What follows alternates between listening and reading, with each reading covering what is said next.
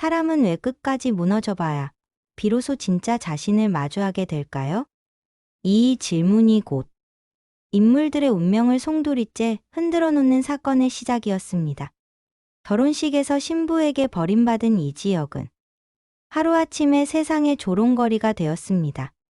하객들 앞에서 신부가 사라지고 휴대폰에는 미안해요. 나 그 사람한테 가요라는 메시지만 남았을 때 그의 자존심은 바닥까지 무너졌습니다. 집으로 돌아온 그는 부모의 눈앞에서 조건 때문에 결혼하려 했음을 고백했고 또 기회가 와도 같은 선택을 할 겁니다. 라는 차가운 말까지 내뱉었습니다. 그 순간 아버지 이상철은 분노의 치를 떨며 넌 이제 내 아들이 아니다라며 단절을 선언했습니다. 어머니 김다정은 눈물을 흘렸지만 남편의 완강한 태도 앞에서 어떤 말도 건네지 못했습니다. 결국 집안은 찢겨졌습니다. 집을 나온 지혁은 여관을 전전하며 술로 나날을 버텼습니다. 스스로를 혐오하며 사랑 같은 건 다 거짓말이야 라고 중얼거렸습니다. 하지만 기억 속에서 지워지지 않는 얼굴이 있었습니다. 바로 지은호였습니다. 그 시절부터 자신을 향해 웃던 모습, 조심스럽게 다가왔던 마음이 떠올라 잠 못 이루는 밤이 많았습니다. 지은호는 지혁에게 거절당한 후 완전히 무너졌습니다. 술에 취해 병원에 실려가기도 했고 다시는 고백하지 않겠다고 다짐했습니다. 그러나 무너진 자신을 일으키기 위해 그는 일에 몰두했습니다.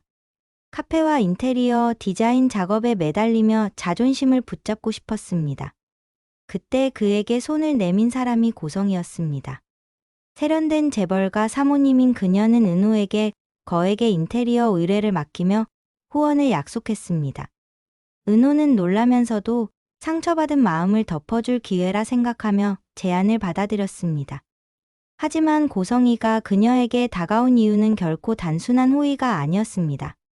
고성이는 딸 박영라의 미래를 위해 그리고 자신의 권력을 공고히 하기 위해 은호를 이용하려 했습니다. 무엇보다 그녀는 은호의 출생 비밀을 쥐고 있었습니다. 아버지에 대해 궁금하지 않아요? 라는 질문은 은호의 마음에 큰 균열을 만들었습니다. 어릴 적부터 아버지 이야기를 피하던 어머니 정순이의 태도가 떠올랐기 때문입니다.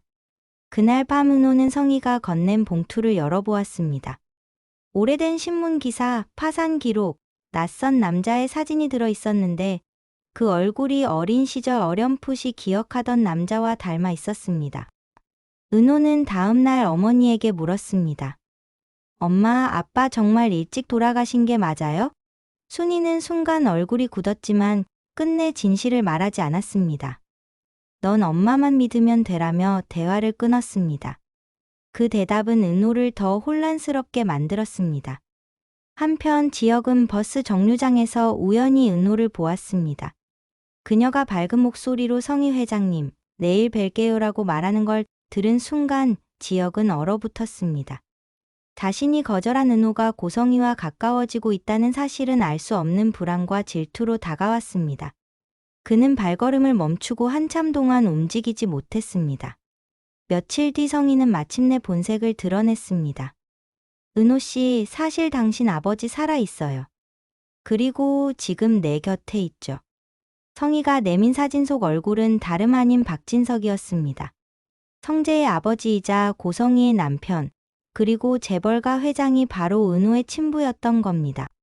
당신 아버지는 박진석 회장이에요. 아무도 몰라요. 성재도 박 회장도.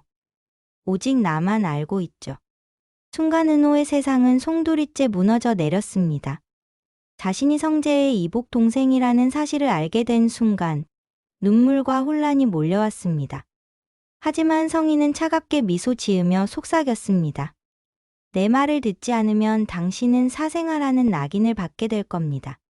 하지만 내 말을 따르면 새로운 삶을 얻을 수 있을 거예요.